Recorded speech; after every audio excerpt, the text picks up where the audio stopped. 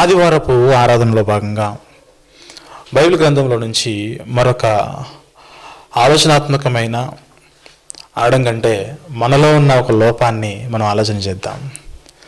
మనలో ఉన్న ఒక లోపం అనగానే ఊరుకోండి, మనలో ఒక లోపం ఏంటి, చాలా లోపాలు ఉన్నాయని మనముగా చెప్పుకునే అవకాశాలు కూడా చాలా ఉన్నాయి. జస్ట్ అడిగామనుకోండి మైక్ పెట్టి, మీలో ఎన్ని లోపాలు ఉన్నాయంటే చాలా లోపాలు చెబుతారు ఎవరు లేనప్పుడు. అందరూ ఉన్నప్పుడు చెప్పమంటే కొంచెం అది అలా. బైబిల్ దగ్గరికి వెళ్ళి మనలో ఉన్న లోపములు ఏవి అని అడిగితే మనలో ఉన్నది ప్రతిదీ కూడా లోపంగానే కనబడుతుంది. అంటే నీలో ఏ మంచితనం లేదా అంటే ఉండొచ్చు ఏదో కొద్దిగా, మిగిలినవన్నీ కూడా లోపాలే అని బైబిల్ చెబుతున్న సారాంశము. ఇలాంటి తరుణంలో, ఇలాంటి సందర్భంలో, ఇలాంటి పరిస్థితులలో మనలో ఉన్న ప్రతి ఒక్క లోపం, అది చిన్నదే కానీ పెద్దదే కానీ, మనం అందరం కూడా వాటిని సరి చేసుకుని మన ఆత్మీయ జీవితమును ఒక ఉన్నతమైన స్థితిలో మనము ఉంచుకోవడానికి 100కు 100% మనము కష్టపడవలసిన వారమై ఉన్నాం ప్రియులారా. అందుకే ఈరోజు మన సందేశము, క్రైస్తవుడా ఓర్చుకొనుట నేర్చుకో. ఏమిటది? క్రైస్తవుడా లేదా మనిషి ఓర్చుకొనుట నేర్చుకో అనేది ఈరోజు మన సందేశం ప్రియులారా. ఓర్చుకొనుట నేర్చుకోవాలా? అంతే కదా ప్రియులారా? ఓర్చుకోవడం అనేది నేర్చుకోవాలా? ఎస్, 100కు 100% నేర్చుకోవాల్సిందే. ఎందుకు అనంటే ఈరోజు సంవత్సరం పిల్లల్ని మీరు చూడండి, 2 ఏండ్ల పిల్లలు మీరు చూడండి, 3 ఏండ్ల పిల్లల్ని మీరు చూడండి, 4, 5, 10 ఏండ్ల పిల్లల్ని చూడండి. వారు అడిగినది ఏదైనా సరే ఇవ్వకపోతే వారు ఎంత రచ్చ చేస్తారు చూడండి ఇంట్లో. సార్ నో, దానికి కారణం ఏమిటంటే వారికి ఏమీ లేదు, ఓపిక లేదు. ఏదైనా ఇస్తాను అని చెబితే అది ఇచ్చేంత వరకు వేచి చూడడము కానీ, ఆగడము కానీ, ఎదురు చూడడము కానీ, కనిపెట్టుకుని ఉండడము కానీ, ఇలాంటి లక్షణాలు ఏవి కూడా ఈనాటి పిల్లల్లో కనబడట్లేదు చూడండి. సెల్ ఫోన్ వాడద్దు అంటే ఏం చేస్తారు చెప్పండి? అదే వాడతారు. సెల్ ఫోన్ వాడొద్దు అని చెప్పి పక్కకి వెళితే ఉండలేడు. సెల్ ఫోన్ పట్టుకోకుండా, సెల్ ఫోన్ ఆపరేట్ చేయకుండా, సెల్ ఫోన్లో గేమ్స్ ఆడకుండా, సెల్ ఫోన్లో వీడియోలు చూడకుండా మనిషి ఉండలేడు. ఏ స్థాయి నుండి అంటే ఇంతప్పుడు నుండే. ఎందుకు పిల్లలు అలా తయారవుతున్నారు అన్న ప్రశ్న వేస్తే, ఆ ప్రాబ్లం అనేది పిల్లలది కాదు కానీ వారిని కన్నా పెంచి పెద్ద చేస్తున్న తల్లిదండ్రులదనే ఒక నిర్ధారణలోనికి ప్రపంచం రావడం జరిగింది. ఎందుకంటే ఓర్చుకోవడం అనేది ఈరోజు పిల్లలకి నేర్పించట్లేదు. బాలుడు నడవవలసిన త్రోవను వానికి బాల్యమందు నేర్పించాలి. షాపు దగ్గరికి వెళ్తే చాక్లెట్ కావాలని అడుగుతాడు. వద్దు నాయనా జలుబు చేస్తుందంటే ఏం చేస్తాడు? వెంటనే ఏడుస్తాడు. ఏడ్చి ఏం చేస్తాడు? సాధించుకొని వారి యొక్క అవసరాలను సంపాదించుకునే ఆలోచన విధానము కలిగిన వారే ఈనాటి పిల్లలు. ఇటువంటి తరుణంలో పర్లేదు కూర్చో, నాకేదో వెలుతుకుంటుంది మళ్ళీ. రైట్, ఎక్కడున్నాం మనం? ఈనాటి పిల్లలు దేనినైనా కావాలనంటే వెంటనే కూడా దాన్ని సాధించుకోవడం అలవాటైపోయింది. సెల్ ఫోన్ కావాలా? వెంటనే సాధించుకోవాలి. ఏడవాలి, మారం చేయాలి, గట్టిగా అరవాలి, అల్లరి చేయాలి, ఇంకా అవసరమైతే ఇంట్లోంచి వదిలిపోతానని బెదిరించాలి. ఏమిటి వీటన్నిటికీ కారణం అంటే పిల్లలకి ఈరోజు ఓర్చుకునే తత్వం అనేది 100కు 100% ఉండట్లేదు. దానికి కారణము అడిగిన వెంటనే తల్లిదండ్రులైన వారు వారికి ఇవ్వడమే. అదేంటంటే అడిగిన వెంటనే ఇవ్వకూడదా? ఎస్, ఇవ్వకూడదు. మా చిన్నతనంలో మేము లేక ఎంతో కష్టపడ్డాము, బాధపడ్డాము, ఎన్నో అవమానాలు పొందాము. అవమానాలు, నిందలు మా పిల్లలకు రాకూడదని వారు అడగక మునిపే వారికి కావలసినవన్నీ మేము సమకూర్చి పెట్టడంలో మా తప్ప అంటే 100కు 100% తప్పే. నీవు పడిన కష్టం ఏదైతే ఉన్నదో, నీవు పడిన శ్రమ ఏదైతే ఉన్నదో ఆ శ్రమను నీ పిల్లలకు తెలియజేయాలి. నీవు పరలోకమందు యేసుప్రభువు వారు అన్నీ కలిగి ఉన్నవాడు, కానీ ఈ లోకంలో యేసుప్రభువు వారు ఏమీ లేనివాడు. జన్మించేటప్పుడు ఏమీ లేదు, బ్రతుకున్నప్పుడు ఏమీ లేదు, నజరేతులో ఏమీ లేదు, గలిలయలో ఏమీ లేదు, యోదయలో ఏమీ లేదు, బెత్లెహేంలో ఇంకా ఏమీ లేదు. ఏమీ లేక ఆయన ఎక్కడున్నాడు? పశువుల పాకలో, తొట్టెలో ఆయన్ని పరుండబెట్టారు. కానీ ఈరోజు మన పిల్లలు no government hospital, private, we want quality, we need quality. మనకి క్వాలిటీతో కూడిన జీవితం కావాలి. ప్రభు ఆ క్వాలిటీతో కూడిన జీవిత విధానం ఏదైతే ఉందో అది ప్రవర్తనలో, పరిశుద్ధత విషయంలో చూపించాడు, కానీ బ్రతుకుతున్న జీవన విధానంలో కాదు ఆయన. కానీ ఈరోజు మనము బ్రతుకుతున్న జీవన విధానం ఏదైతే ఉన్నదో పరిశుద్ధత, పవిత్ర అనే దాన్ని పక్కన పెట్టేశాము. దేనిని? క్వాలిటీతో కూడిన జీవన విధానాన్ని కొనసాగించడం స్టార్ట్ చేసేసాము. పిల్లలు 2 ఏళ్ళకి రాగానే వాడికి యూట్యూబ్ తెలియాలని మనమే నేర్పిస్తాం ఫస్ట్. 3 ఏళ్ళు రాగానే ఏ గేమ్ ఎలా ఆడాలో మనమే నేర్పిస్తాం ఫస్ట్. ఎందుకు? వాడు అల్లరి భరించలేక. వాడు అల్లరి మనం భరించలేకపోతున్నాడు, దానికి కారణం ఏంటి చెప్పండి? వారి అల్లరి మనం భరించలేకపోతున్నాడు, దానికి కారణం ఏంటి చెప్పండి? మనకు ఓపిక లేకపోవడమే. సార్నో ఎస్, 100కు 100%. పిల్లల యొక్క అల్లరిని మనము భరించలేకపోతున్నామంటే అంతేకాదు, వాళ్ళకంటే ముందు మనకేమీ లేదంటే మనకు ఓపిక లేదని అర్థం. అక్కడ తిట్టినా పడరు, ఎందుకు? ఓపిక నశించిపోయింది. కొట్టినా పడరు, ఎందుకు? ఓపిక నశించిపోయింది. ఏదైనా మంచి సలహా ఇచ్చినా తీసుకోరు, ఎందుకు? ఓపిక నశించిపోయింది. ఓపిక నశించి బ్రతుకుతున్న వారు ఈ సమాజంలో ఎందరూ అని అంటే దానికి ఆన్సర్ అందరూ. అందరూ. ఫలానా నెంబర్ ఏమీ లేదంటే నో నెంబర్. దీనిలో అందరూ బాధితులే. ఓపిక సహనము లేనివారు. ఓపిక సహనము లేనివారు కాబట్టి ఈరోజు నానాటికి ఏమి పెరుగుతున్నాయి? ఆత్మహత్యలు పెరుగుతున్నాయి. ప్రతి 40 సెకండ్లకు ఒక ఆత్మహత్య జరుగుతుంది ప్రపంచవ్యాప్తంగా. మీరు నమ్ముతారా? నిమిషానికి ఒక ఆత్మహత్య కాదు, ప్రతి 40 సెకండ్లకు ఒక ఆత్మహత్య ప్రపంచవ్యాప్తంగా. ఎన్ని వేల మంది చనిపోతున్నారు చూడండి రోజుకి. ఏ రూపంలో? ఆత్మహత్యల రూపంలో. ఏదైనా కష్టం వచ్చినప్పుడు, నష్టం వచ్చినప్పుడు, శ్రమ వచ్చినప్పుడు, నింద వచ్చినప్పుడు, వేదన వచ్చినప్పుడు ఓర్చుకునే తత్వం అనేది ఈరోజు మనుషులలో కరువైపోయింది. దానికి ఫలితాలే ఆత్మహత్యలు ఈరోజు. రోజుకి ఎందరూ అంటే సెకండ్కి ఒక్కరు, 40 సెకండ్లకు ఒక్కరు, 40 సెకండ్లకు ఒకరు చచ్చిపోతున్నారు. న్యూస్ పేపర్ చదివారా? చదువుతారు. దానిలో రోడ్డు ప్రమాదాలకే ఒక కాలం ఉంటుందన్నమాట. వేరు చోట్లలో రోడ్డు ప్రమాదాలను అన్నీ ఒకటే చోట రాస్తాడు. పలానా చోట్ల అక్కడ, గచ్చిబౌలిలో ఒక చోట, నేషనల్ హైవే పలానా శంషాబాద్ రోడ్లో ఒక చోట, కరీంనగర్ హైవేలో ఒక చోట, కర్నూలు హైవేలో ఒక చోట, బాంబే హైవేలో ఒక చోట. అలా సిటీ నలుమూలలో ఉన్న హైవేలన్నీ రాస్తాడు. ప్రతి హైవేలో ఏమి కనబడుతుంది చెప్పండి? రోడ్డు ప్రమాదాలే. ఎందుకు నాయన ఇన్ని రోడ్డు ప్రమాదాలు అంటే మనిషికి ఏం తెలియదు చెప్పండి? నిదానంగా వెళ్ళడం అసలే తెలియదు. ఉరుకున వెళ్ళాలి, పరుగున వెళ్ళాలి. ఎవరో ఒకరిని గుద్దేయాలి, ఎవరో ఒకరి జీవితాన్ని అక్కడ అర్ధాంతరంగా ముగిసేలా చేయాలి. ఏంటి ఇన్ని రోడ్డు ప్రమాదాలు జరగడానికి కారణం అంటే డ్రైవింగ్ చేస్తున్న వారిలో ఏం లేదు చెప్పండి? ఓపిక. అరే నీ జీవితానికి 150cc బండి సరిపోదంటే నో, 125cc బండి సరిపోదంటే నో, 110cc బండి సరిపోదంటే నో. ఎంత కావాలి? 200cc కావాలి, 250 కావాలి, 300 కావాలి, 350 కావాలి, 600cc వరకు బైక్స్ ఉన్నాయి. అవన్నీ కావాలి. ఇప్పుడు ఎందుకు? స్పీడ్. మాకు స్పీడ్ కావాలి. ఏరా అంటే స్పీడ్ డాడీ, స్పీడ్, ఫాస్ట్గా వెళ్ళిపోవచ్చు, నిదానంగా వెళ్ళిన ఆయన అని చెప్తాడు. నాకు కేటీఎం కావాలి. ఏటీఎంలో డబ్బు ఉండాలి, కానీ ఏం కావాలి చెప్పండి? కేటీఎం కావాలి. వాడు ఏటీఎంలో 100 రూపాయలు కూడా ఉండవు, పెట్రోల్ కొడుచుకోవడం ఆమె దగ్గర 50 రూపాయలు తీసుకుంటారు, ఆ రోజు కారవచ్చు. నీ ఏటీఎంలో 100 రూపాయలు లేకపోయినా అమ్మ దగ్గర 50 రూపాయలు తీసుకుని కేటీఎం బైక్లో నువ్వు పెట్రోల్ పెంచుకుంటున్నావే. నీ వేగము 50 కాదు, 120, 130.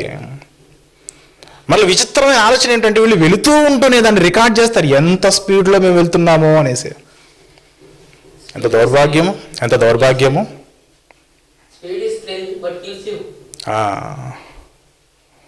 ఎంత దౌర్భాగ్యం చూడండి పిల్లారా.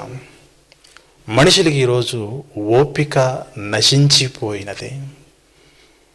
అది ఎక్కడా అంటే ఎక్కడో కాదు, కానీ మన ఇంటిలోనే. ప్రతి ఇంటిలో ఈ ఓపిక లేని వారు ఎవరో ఒకరు ఉంటారు. ఎవరో ఒకరు అనడం కంటే అందరూ ఉంటారనడం సబబుగా ఉంటుందేమో. ఒక మెరుగైన జీవన విధానం కొరకు సలహాలు ఇస్తే ఎవరు తీసుకోరే?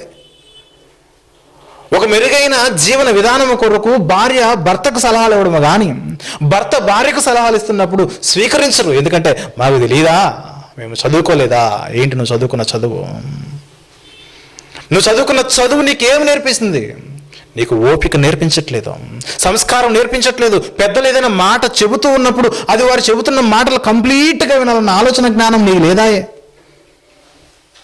వింటారా చెప్పండి? ఈరోజు పిల్లలు మనం ఏదైనా మాట్లాడుతుంటే 100% మనం చెప్పేంత వరకు కంప్లీట్గా ముగించేంత వరకు వింటారు పిల్లలు? ఈరోజు వినరు, మధ్యలో ఇంటరప్ట్ చేస్తారు, మధ్యలో ఆపుతారు, వారు తిరిగి మాట్లాడతారు.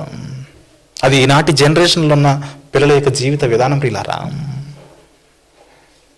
భర్తగా, కుటుంబ యజమానుడుగా, కుటుంబం ఏ విధంగా ఉండాలని ఆలోచన కలిగిన ఒక భర్త తన కుటుంబానికి చెబుతున్నాడు ఏ విధంగా మనం బ్రతికితే బాగుంటుందని. తీసుకుంటారా? స్వీకరిస్తారా? నో.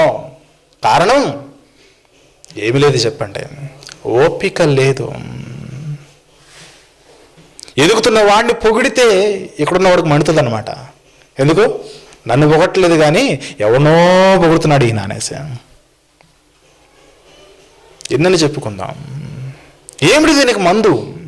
పిల్లల్లో చిన్ననాటి నుండి ఆ ఓపిక, సహనం అనే గుణాలు ఎదగాలనంటే ఏమిటి దానికి మందు అనంటే ఏమి లేదు. పిల్లల ముందు తల్లిదండ్రులైన వారు ఓపిక కలిగి బ్రతకడమే దానికి విరుగుడు. తల్లిదండ్రులైన వారు ఓపికగా బ్రతికితే, ప్రతి మాట ఓపికగా వినడం, ప్రతి మాట ఓపికగా చెప్పడం, అవి మన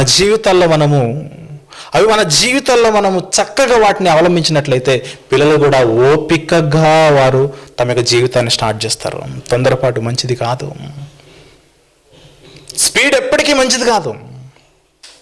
అది ప్రయాణంలోనైనా ప్రమాదములోనైనా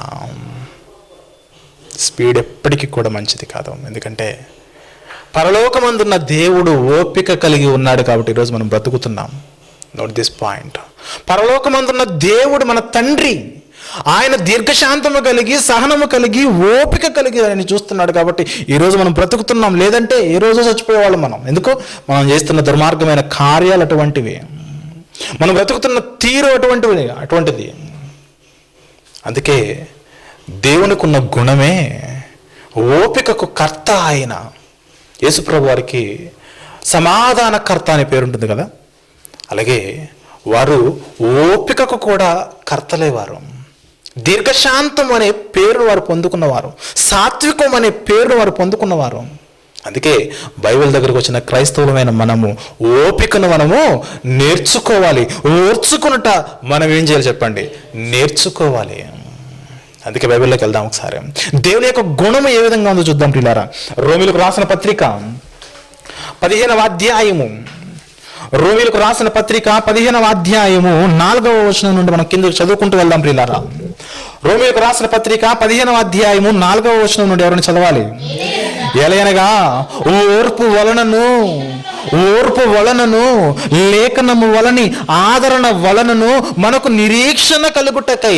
ఓర్పు వలన మనకు ఏమి కలుగుతుంది చెప్పండి? పరలోకమునకు వెళ్ళాలన్నా నిరీక్షణ కలుగుతుంది. పరలోకానికి వెళ్ళాలన్న ఆలోచన ఇక్కడ ఎంతమంది కలిగి ఉన్నారంటే అందరూ చేతులెత్తారు. కానీ మీలో ఎంతమందికి ఓపిక ఉన్నదంటే అందరూ చేతులు దించుతారు. ఎక్కడొస్తుంది పరలోకం? నిరీక్షణ, పరలోకమునకు చేరుకోవాలన్న నిరీక్షణ అందరిలో ఉన్నదా? ఎస్, అందరిలో ఉన్నది. మరి నీకు ఓపిక ఉన్నదా? ఒక్కసారి ప్లీజ్ పక్కెళ్ళి వస్తాను. ఎందుకు? ఆలోచన చేసుకోవాలి, ఆత్మ పరిశీలన చేసుకోవాలి. ఇప్పుడు ఏమన్నాడు? ఓర్పు వలనను లేఖనము వలన ఆదరణ వలన మనకు నిరీక్షణ కలుగుటకై పూర్వమందు వ్రాయబడినవన్నీ మనకు బోధ కలుగు నిమిత్తము వ్రాయబడి ఉన్నవి. పాత నిబంధనలో పూర్వమందు వ్రాయబడినవన్నీ కూడా మనకు బోధ కలిగించడానికే అని చెబుతూ 5వ వచనంలో మీరు ఏకభావము గలవారై ఏకగ్రీవముగా మన ప్రభువైన యేసుక్రీస్తు తండ్రి యొక్క దేవుని మహిమపరచు నిమిత్తము, తండ్రి అయిన దేవుని మహిమపరచు నిమిత్తము క్రీస్తు యేసు చిత్త ప్రకారము ఒకనితో ఒకడు మనస్సు కలిసిన వారై ఉండునట్లు ఓర్పునకును. ఏమన్నాడు అక్కడ? ఓర్పునకును ఆదరణకును కర్తయ్యకు దేవుడు మీకు అనుగ్రహించునుగాక. దేవుడు ఎవరట? ఓర్పునకు ఆయన కర్త, ఆదరణకు ఆయన కర్త, సమాధానకర్తను మాత్రం మనకు తెలుసు. ఓర్పు కూడా కర్త అంటే ఎస్. సమాధానం ఎప్పుడు వస్తుంది చెప్పండి? ఓర్పుగా ఉన్నప్పుడే కదా. ఓర్పు లేకుండా సమాధానం వస్తుందా? నో. ప్రేమ లేకుండా సహనం వస్తుందా? నో. ఓపిక క్షీణించి ఈరోజు ఎన్ని కుటుంబాలు కోర్టు మెట్లెక్కుతున్నాయో మీరు గమనించాలి పిల్లలు. ఎన్ని కుటుంబాలు విడిపోతున్నాయో చెప్పండి. వివాహం అయింది నిన్న, రాత్రికి రాత్రి ఏదో జరిగింది, ఉదయానికి ఉదయం ఏదో జరిగింది, సాయంత్రానికి మాకేం కావాలి? మేము కలిసి ఉండలేమని మాకు అనిపిస్తుంది. మా చదువుకున్న చదువులు చెబుతున్నాయి, మా సిక్స్త్ సెన్స్ చెబుతుంది, మేము ఉపయోగిస్తున్న సాంకేతిక పరిజ్ఞానం చెబుతుంది మీరు కలిసి ఉండలేరని. మేము పరస్పర అంగీకారానికి వచ్చాము, మేము విడిపోదాం అనుకుంటున్నాము. పెద్దల దగ్గరికి వెళ్తారు, మీరే విడిపోతానంటే మేమేం చేస్తాం? ఇంకా ప్రొసీడ్. భర్తగా ఏదైనా ఇన్స్ట్రక్షన్ ఇస్తే ఓర్చుకునే ఆలోచన భార్యకు లేదా?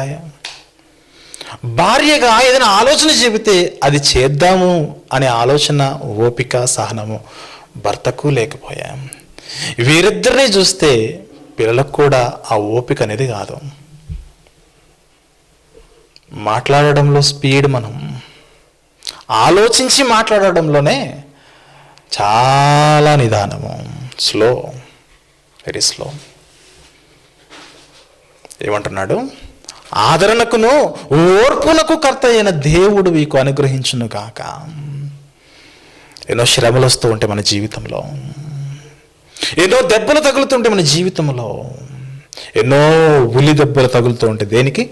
శిలకు ఉలి దెబ్బ తగిలితుంది, ఏమవుతుంది చెప్పండి? శిల్పం అవుతుంది. తట్టుకున్నప్పుడా పారిపోయినప్పుడా? తట్టుకుని ఉన్నప్పుడు ఆ శిల శిల్పం అవుతుంది. ఒక శిల్పి ఒక ప్రాంతానికి వెళ్ళాడు, అక్కడ 2 బండరాళ్ళు ఉన్నాయి. ఎప్పటి నుంచో నిరుపయోగంగా ఉన్న 2 బండరాళ్ళు అక్కడ ఉన్నాయి. మొదటగా ఆ శిల్పి ఒక రాయి దగ్గరికి వెళ్ళి ఉలితో కొడుతూ కొడుతూ కొడుతూ చెక్కడం స్టార్ట్ చేశాడు. స్టార్ట్ చేసిన కొద్దిసేపు బాగానే ఉంది ఒక బండరాయి, కొద్దిసేపటికి భరించలేకపోయింది నొప్పులు. కొద్దిసేపటికి ఆ శ్రమ భరించలేక ఆ శిల్పితో అంటుంది ఆ బండరాయి, అయ్యా చాలు, నా వల్ల కాదు, నన్ను కొట్టకు, ప్లీజ్ ప్లీజ్ ప్లీజ్, నన్ను కొట్టుకొని వేడుకుంటే ఆ శిల్పి ఏం చేశాడనంటే ఆ బండరాయిని అలానే అక్కడ పక్కన పెట్టేసి పక్కనే ఉన్న మరొక బండరాయిని అలా కొడుతూ కొడుతూ కొడుతూ ఉంటే ఉలుక్కుమనట్లేదు పలుక్కుమనట్లేదు అలానే బరుస్తూనే ఉంది ఆ బండరాయి.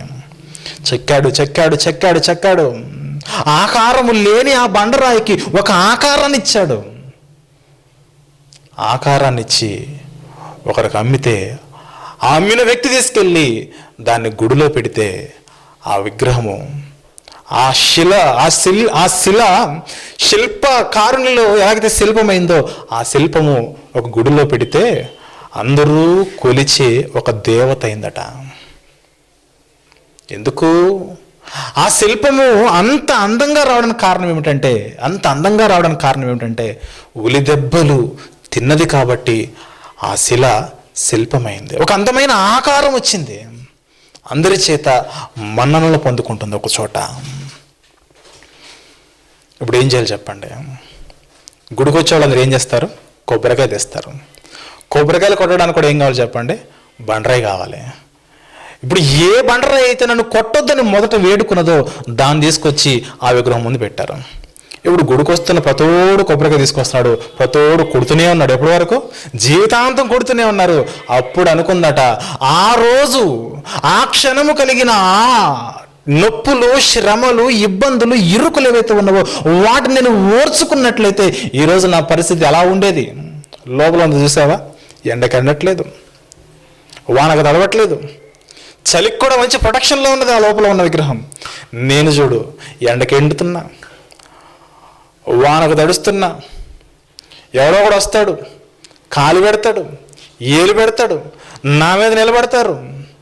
అది చాలా అన్నట్లు ప్రతోడు పెద్ద ఫ్యాషన్ అయిపోయింది. కొబ్బరికాయ తీసుకురావడం, నన్ను నాకేసి కొట్టడం, కొబ్బరికాయ తీసుకురావడం, నాకేసి కొట్టడం. ఆ రోజు ఏడ్చిందట మొదటి శిల, మొదటి బండరాయి. కానీ రెండవ బండరాయి శిల్పి చేతిలో ఒక శిల్పముగా మారి చక్కగా మన్ననలు పొందుకుంటుంది. ఇది లోకంలో మనం తరచుగా చూసే ఒక తంతు అన్నమాట.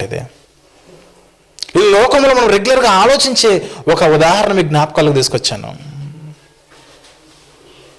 కానీ ఒకటి మనం గమనించాలి, ఓపిక ఉండడం వల్ల ఎన్ని ప్రయోజనాలు మనకు చేకూరుతాయో మీరు గమనించాలి పిల్లారా. ఓపిక అనే ఆ గుణం మనకుంటే, ఓర్చుకోవడము సహనము కలిగిన ఆ గుణము కనుక మనం ఉంటే, కుటుంబంలో సమాధానం అనేది వెళ్ళి విరుస్తూ ఉంటుంది. కుటుంబంలో ప్రేమలు అనేవి కొనసాగుతూనే ఉంటాయి. అలా కాకుండా ఒక చిన్న సలహా చెప్పారనుకోండి, నేను స్వీకరించిన గాక స్వీకరించన్నారనుకోండి, ప్రాబ్లమ్స్ స్టార్ట్ అవుతాయి.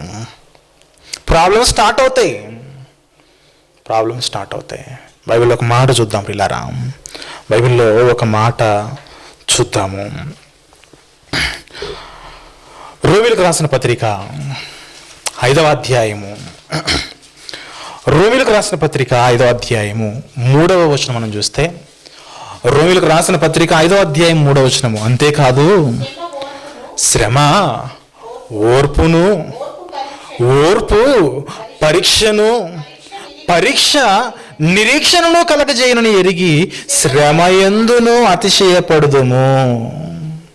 శ్రమలో మనం అతిశయపడాలనంటే మనకి ఏం కావాలి చెప్పండి? ముందుగా ఓర్పు కావాలి. బాగా చదువుకోవాలనుకోండి, స్టార్టింగ్ నుంచి కూడా ఓర్పుగా చదువుకుంటూ వస్తే వారు ఉన్నతమైన పొజిషన్లో మంచి మార్కులతో ఉత్తీర్ణం అవుతారు. అలా కాకుండా లాస్ట్లో చదువుకుందాం, ఎగ్జామ్స్కి వారం రోజుల ముందు ఉండగా ఏం చేస్తారు చెప్పండి? పిల్లలందరూ కూడా విఐపి కొన్ని క్వశ్చన్స్ ఉంటాయి. వెరీ 4 సార్లు, అంటే గత 4 సంవత్సరాలలో ప్రతిసారి ఆ క్వశ్చన్ వస్తుంది అనుకోండి, ఆ క్వశ్చన్ ఈసారి ఖచ్చితంగా వస్తుంది. కానీ విచిత్రం ఏంటంటే 4 సార్లు వచ్చింది కాబట్టి రోజు రాదు. 4 సార్లు వచ్చింది కాబట్టి, 4 సంవత్సరాలు వచ్చింది కాబట్టి సార్ రాదు. అదే చదువుకుని వెళ్తాడు, బోల్తా పడతాడు. కొన్నిసార్లు వర్కౌట్ అవుతుంది బాగానే, ప్రీవియస్ పేపర్లో చదువుకునే వాళ్ళు ఉంటే పాస్ అవుతారు, కానీ మెరిట్ అయితే రాలేరు. మెరిట్లో ఫస్ట్ క్లాస్లో ఫస్ట్ ర్యాంక్లో మనకు రావాలని అంటే స్టార్టింగ్ నుంచి కూడా ఓర్పు కలిగి చదువుకుంటూ వెళ్ళాలి. పెద్దల యొక్క సలహాలు ఓర్పు కలిగి తీసుకుంటూ వెళ్ళాలి. ఓర్పు కలిగి ఉదయాన్నే నిద్ర లేవాలి. ఓర్పు కలిగి బుక్స్ దగ్గర పెట్టుకోవాలి. ఓర్పు కలిగి బుక్స్ చదవాలి. ఓర్పు కలిగి ప్రతి పరీక్ష కూడా మనం రాయాలి. కొంతమంది ప్రబుద్ధులు ఉంటారు, నార్మల్గా అన్ని రోజుల్లో వస్తారు, ఎగ్జామ్స్ అనగానే ఫీవర్ వచ్చేస్తుంది. అదేం ఫీవర్ చెప్పండి? Exam fever. వేరే ఫీవర్ ఏం కాదులేండి, ఎగ్జామ్ ఫీవర్. మామూలుగా అన్ని రోజుల్లో వెళ్ళావు కదరా అంటే ఎగ్జామ్ రోజున ఏమైంది? మోషన్స్ వస్తాయి వీడికి అప్పుడే. అవునా? నిజమేది, అప్పుడే మోషన్స్ అవుతాయి. అందుకే లోపలికి వెళ్ళాడు ఏం చేస్తాడు తెలియదు కదా, బాత్రూంలోకి వెళ్ళి. అంటే కనిపించని రోగాలు చెబుతారు. తలనొప్పి వస్తుంది బాగా, నాకు కడుపులో బాగా నొప్పి వస్తుంది, ఇవన్నీ కనిపించవు కదా, ఇటువంటివన్నీ చెప్తారు పిల్లలు. అలా కాకుండా నువ్వు స్టార్టింగ్ నుంచి ఎగ్జామ్స్ లేనప్పుడు కూడా ఓపికగా చదువుకోవడం అనేది ప్రారంభం చేస్తే, ఎగ్జామ్స్ ఉన్నప్పుడు ఆ ఓర్పు వలన నువ్వు పరీక్షలో బాగా రాయగలవు కదా. అదే అంటున్నాడు పౌలు గారు ఇక్కడ. శ్రమ, కష్టపడము, ఓర్పును, ఆ ఓర్పు వలన పరీక్ష నిరీక్షణ కలగజేయనని ఎరిగి శ్రమల యందు అతిశయపడదము. నిరీక్షణ ఉన్నదా? నో. శ్రమలు రాగానే మన లైఫ్, మన ఆలోచనలు మనలో ఉండవు. చూడండి, బాగా కన్ఫ్యూజన్లోకి వెళ్ళిపోయి మనము శ్రమలో ఉండగానే, మనము సమస్యల్లో ఉండగానే, మనం ఇబ్బందుల్లో ఉండగానే ఎవరైనా వచ్చి ఒక మాట చెబితే చెవులో అది ఎక్కను కూడా ఎక్కదు. కారణం, నీకు వినే ఓపిక లేదు. అక్కడ వినే ఓపిక లేదు. పెద్దలు ఏదైనా చెబుతున్నప్పుడు దాన్ని వినే ఓపిక ఈరోజు ఎవరికి చెప్పండి? ఎవరికీ లేదు. పైగా నీవు నాకు చెప్పవచ్చితివా అన్న ప్రశ్నలే అక్కడ ఉత్పన్నమవుతాయి.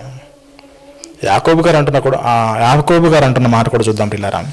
యాకోబు పత్రిక 1వ అధ్యాయము, యాకోబు పత్రిక 1వ అధ్యాయము మొదటి అధ్యాయము 2వ వచనం చూద్దాం ప్రియులారా. యాకోబు పత్రిక మొదటి అధ్యాయము 2వ వచనము. నా సహోదరులారా, మీ విశ్వాసమునకు కలుగు. మీ విశ్వాసమునకు ఏమి కలుగుతుందంటే పరీక్ష కలుగుతుంది. మీ విశ్వాసమునకు కలుగు పరీక్ష ఓర్పును పుట్టించునని ఎరిగి. పరీక్ష కనుక ఉంటే నీకేమొస్తుంది చెప్పండి? పరీక్ష ముందు ఓర్పు వస్తుంది. పరీక్షే లేకపోతే ఓర్పే అవసరం లేదు. అందుకే మన జీవితానికి దేవుడు ఎప్పుడు కూడా పరీక్షలు పెట్టాడు. పరీక్ష వలన, పరీక్షకు ముందు నీవు ఓపికగా ఉండాలి, ఓర్పుగా ఉండాలి. అందుకే బైబిల్ అంటుంది, ఓర్చుకొనుట నేర్చుకో. మీ విశ్వాసమునకు కలుగు పరీక్ష ఓర్పును పుట్టించునని ఎరిగి మీరు నానా విధములైన శోధనలో పడినప్పుడు అది మహా ఆనందమని ఎంచుకొనుడి. మీకు శ్రమలు వస్తున్నప్పుడు, మీకు ఇబ్బందులు వస్తున్నప్పుడు, ఇరుకులు వస్తున్నప్పుడు, అవమానం వచ్చినప్పుడు, నిందల మీద పడినప్పుడు, లోకమే నిన్ను ఒంటరి చేసి మాట్లాడుతున్నప్పుడు నీవు ఉండవలసిన స్థితి ఏమిటో తెలుసా? ఓపిక. లోకమంతా నీ మీద ఆరోపణలు చేస్తున్నప్పుడు నుయ్యో గొయ్యో తాడ చూసుకున్నావు అనుకో, అక్కడితో నీ జీవితం ఆగిపోతుంది. ఆ ఒక్క నిమిషం, ఆ ఒక్క క్షణం, ఆ ఒక్క రోజు దేవుని సన్నిధిలోనికి వచ్చి ఈ ఓపిక అనే సత్యాన్ని నువ్వు తెలుసుకుంటే నీ జీవితంలో చచ్చిపోదామనే ఆలోచనే నీకు రాదు. నీ జీవితంలో తొందరపడడం అనేది నీకు రాదు. రానుగాక అది రాదు. విశ్వాసములకు కలుగు పరీక్ష ఓర్పును పుట్టించును. మళ్ళీ ఎంతమంది ఆ పరీక్షలకు మనం ప్రిపేర్ అవుతున్నాం చెప్పండి? విశ్వాస జీవితంలో దేవుని యొద్ద నుండి వస్తున్న పరీక్షలు ఏవైతే ఉన్నావో ఆ పరీక్షలో మనం ఎంతమంది రెడీ, ఎంతమంది మనం సిద్ధంగా ఉన్నాం? ఎవరో మన ఒక ఆయన అడిగారు, విలాప వాక్యంలో నుంచి ఎప్పుడు రిఫరెన్స్ ఏం చూపించట్లేదంట అన్న అనేసి. అంటే విలాప వాక్యములు చాలామంది పట్టించుకోరు మీన్స్ ఇలాంటి జనరల్ రెగ్యులర్ మెసేజెస్లో అలాంటి వాక్య భాగాలు ఎవరు తీసుకురారు. అవసరాన్ని బట్టి మనం చూద్దాం. విలాప వాక్యములు కొంతమంది తెలియదు ఎక్కడ ఉంటుందో కూడా. ఇర్మియా గ్రంథం తర్వాత ఉంటుంది. ఇర్మియా గ్రంథము 3వ అధ్యాయము, ఇర్మియా గ్రంథము 3వ అధ్యాయము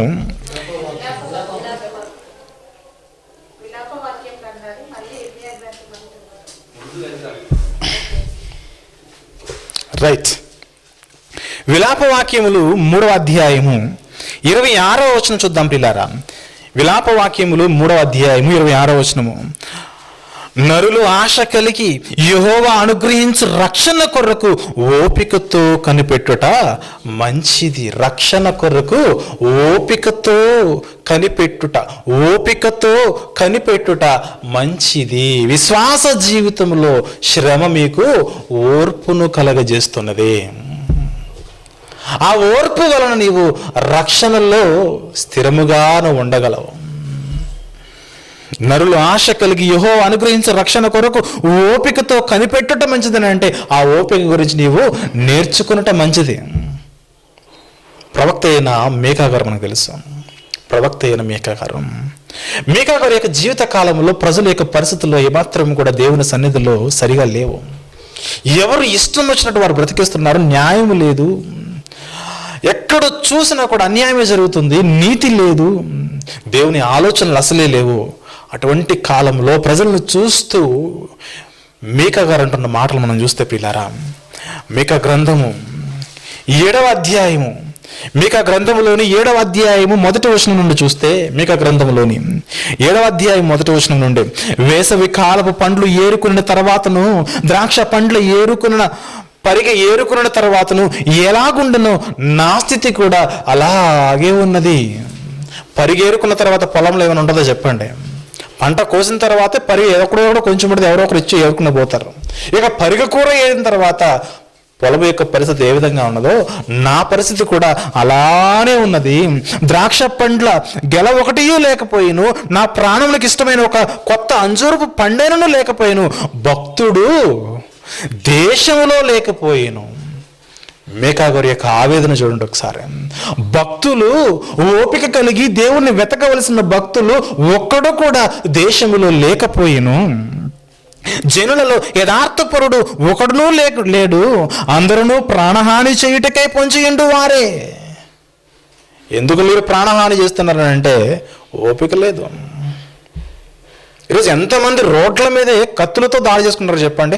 ఏంటి నాయన నీ పరిస్థితి ఏంటంటే క్షణికమైన ఆవేశం. నన్ను అంత మాట అంటాడు వాడేంటి, వాడి కథ ఏంటి? ఆఫ్టర్ ఆల్ అటువంటి వాడొచ్చి నన్ను ఇంత మాట అంటే నేను ఎందుకు ఊరుకోవాలి? నా బలగం తెలియదా వాడికి? అవునా? నా బలము తెలియదా వాడికి? జనబలం ఉన్నది నా దగ్గర, ధనబలం ఉన్నది, భూబలం ఉన్నది, అన్ని బలాలు ఉన్నాయి, ఖండబలం, భుజబలం, అన్ని బలాలు ఉన్నాయి. ఇన్ని బలాలున్న నా దగ్గరకు వచ్చి నువ్వు ఎగిరెగురు మాట్లాడుతూ నేనెట్లో ఊరుకుంటా? నాకు అసలే ఏమెక్కువ? టెంపర్ ఎక్కువ. అది ఎక్కువ అంటే దానికి అర్థం ఏంటి చెప్పండి? ఓపిక తక్కువ అని అంటున్నాడు. దేశములో అందరూ ప్రాణహాని చేయుటకై పొంచి ఉండు వారే, ప్రతి మనుషుడు కిరాతకుడై తన సహోదరుని కొరకు వలలు ఒగ్గును, రెండు చేతులతోనూ కీడు చేయబోను కొందరు. రెండు చేతులతో కూడా పాపమే చేస్తున్నారు. ఎందుకు ఇంత చేస్తున్నారు మీరు? ఎందుకు ఇలా చేస్తున్నారు? చాలామందికి ఇంట్రాగేషన్ జరుగుతుంది జైల్స్లో. ఫైనల్గా వాళ్ళు న్యూస్కి రిపోర్ట్ ఇస్తారు. పలానా వ్యక్తి మరొక వ్యక్తిని ఎందుకు చంపాడనంటే పెద్దగా రీజన్ ఏమి ఉండదు అక్కడ. వాడు ఏదో తిట్టుంటాడు, కొట్టుంటాడు, అంతే. లేదా ఏదైనా లాక్కుని ఉంటాడు. తిట్టాడనో కొట్టాడనో ఏదో లాక్కున్నాడనో నువ్వేం చేస్తావు? ఆడేసేస్తావు. చివరికి కట్టకట్టాలు లెక్క పెట్టుకోవాలి. తర్వాత ఒక సంవత్సరానికో లేదా జైలు శిక్ష పడిన తర్వాత అప్పుడు ఆలోచనలో పడతాడు. అరే, ఆ రోజు ఆ క్షణంలో ఒక్క క్షణం నేను ఆలోచించున్నట్లయితే నా జీవితం ఎంత బాగుండేది, నా కుటుంబంతో కలిసి నేను సరదాగా ఉండేవాడిని కదా అందరిలా. ఎందుకు ఆ ఒక్క క్షణము నా జీవితంలో నేను అలా తొందరపాటు చేశానని తర్వాత రిపెంట్ అవుతారు. కానీ అప్పటికే జరగవలసిన నష్టమంతా కూడా జరిగిపోతుంది. జరగవలసిన నష్టం అంతా జరిగిపోద్ది. ఆ ఒక్క క్షణం ఏదైతే ఉన్నదో, నీకు కోపం వచ్చిన ఆ క్షణం, నీకు ఆవేశం వచ్చిన ఆ క్షణం, నీవు సహించవలసిన ఆ క్షణం ఏదైతే ఉన్నదో, ఆ క్షణములో 10 సెకండ్లు నువ్వు ఓపిక పట్టు. అవసరమైతే ఆ ప్లేస్ నుంచి కొంచెం పక్కకు జరుగు. నీకు వ్యతిరేకంగా ఎవరైతే మాట్లాడుతున్నారో అక్కడ సహనంగా ఉండు. సహనంగా ఉండి ఉండి ఉండి అక్కడి నుంచి నువ్వు పక్కకు వెళ్ళు. తర్వాత అది ఆటోమేటిక్గా అదే సర్దు మరుగుతుంది. అలా కాకుండా నేనేమైనా తక్కువ తిన్నానా అని 4 ఆకులు నువ్వు ఎక్కువ మాట్లాడావు అనుకో, జరగవలసిన నష్టాలు చాలా జరిగిపోతాయి. ప్రాణాలు పోతాయి, జీవితాలు పోతాయి, జైళ్ళల్లో గడపాల్సి వస్తుంది. ఏమిటి దీనికి కారణం అంటే మనిషిలో ప్రాథమికంగా ఓపిక అనే దేవుని గుణము లేకపోవడమే. అందుకే క్రైస్తవుడా చెప్పు, ఓర్చుకున్నట ఖచ్చితంగా నేర్చుకోవాలి కదా. ఈరోజు చాలామంది స్పీకర్లు అయిపోయారు. క్రైస్తవ ప్రపంచంలో. ఇన్ని స్పీకర్లు ఉన్నప్పుడు ఎంతమంది స్పీకర్లు ఓపిక్గా మాట్లాడుతున్నారు చెప్పండి? మైక్ ఉంది, కెమెరా ఉంది, యూట్యూబ్ ఉంది, ఛానల్ ఉంది. ఇప్పుడు మనం ఏం చేయాలి? ఎదుటివాడు మాట్లాడిన దానికి మనం కౌంటర్ వేయాలి, కౌంటర్కి ఎన్కౌంటర్ చేయాలి. ఎన్కౌంటర్ చేసి మనం ఏం చేయాలి? దేవుని దగ్గర బుక్ అయిపోవాలి. అపవాది గడిపెడుతున్న గేమ్ ప్లానింగ్ వాడిది 100కు 100% ఇంప్లిమెంట్ చేస్తాడు. అపవాది ఏదైనా గేమ్ ప్లాన్ ఆలోచన చేశాడన్నా అది 100కు 100% ఆచరణకు వచ్చేస్తుంది.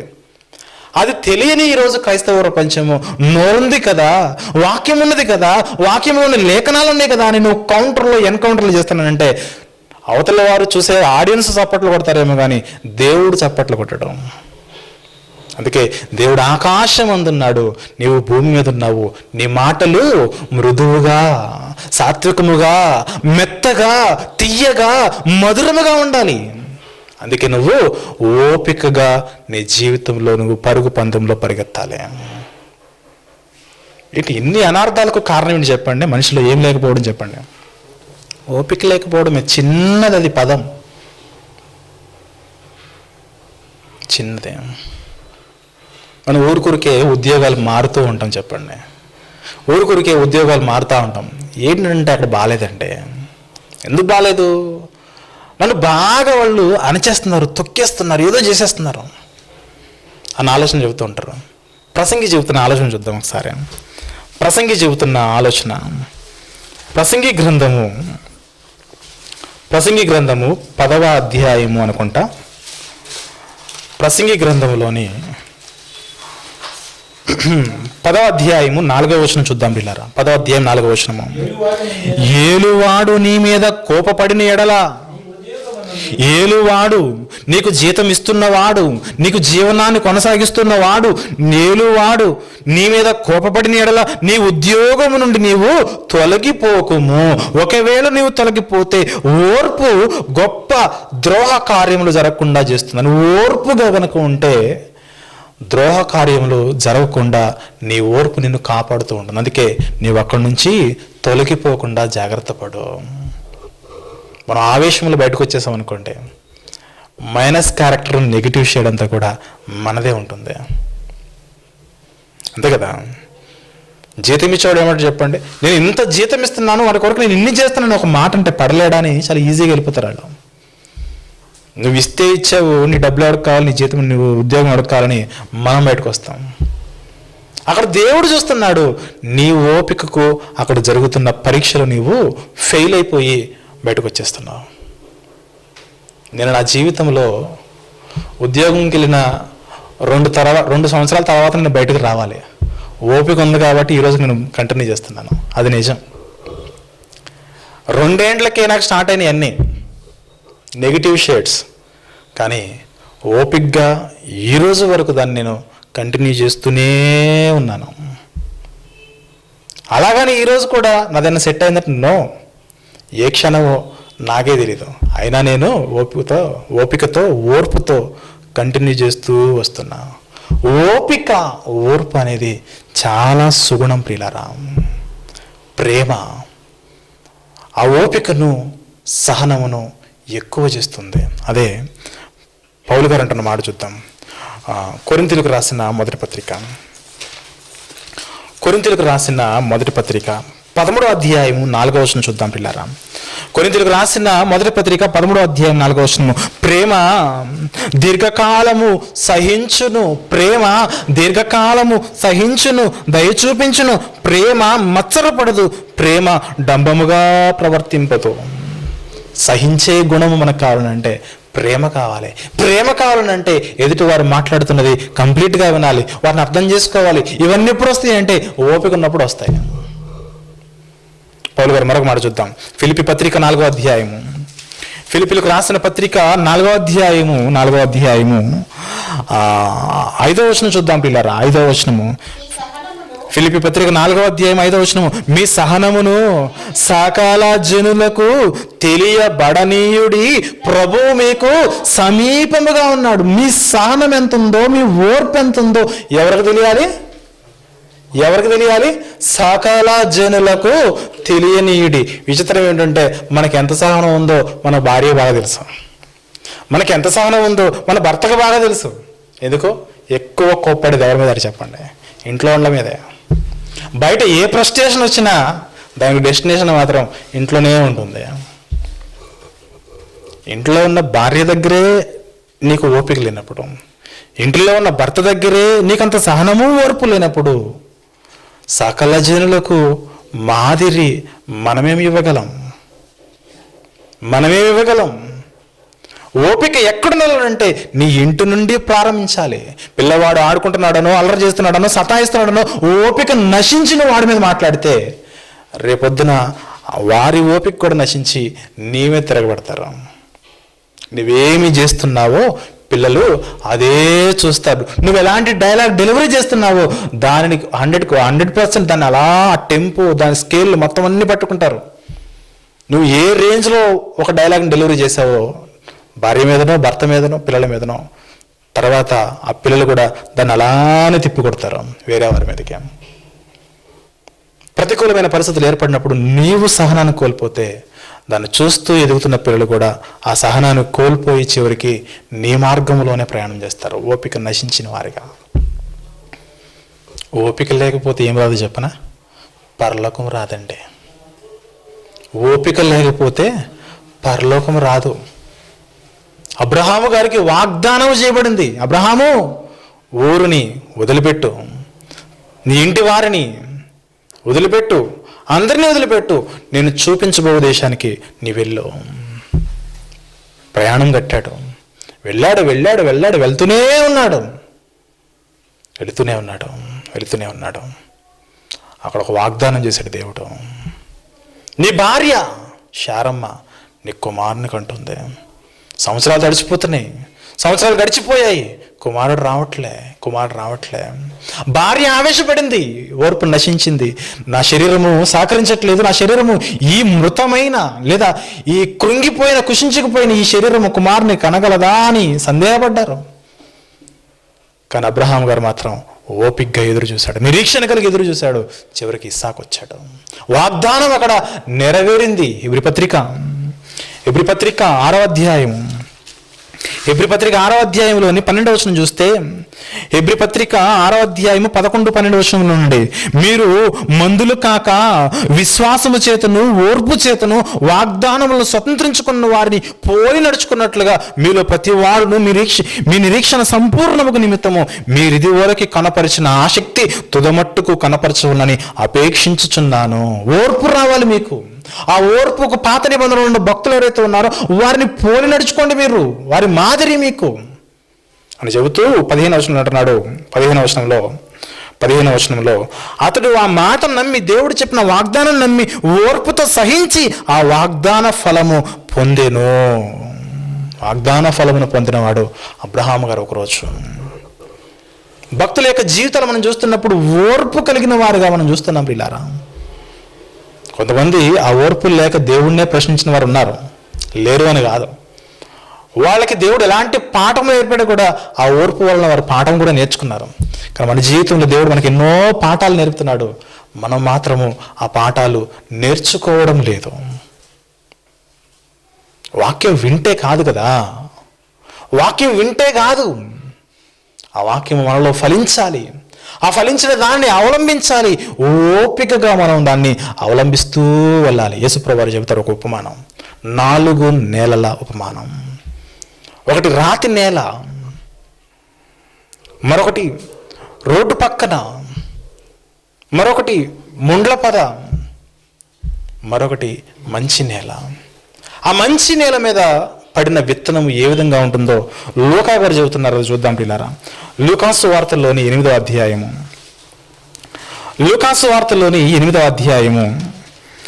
15వ వచనం చూస్తే,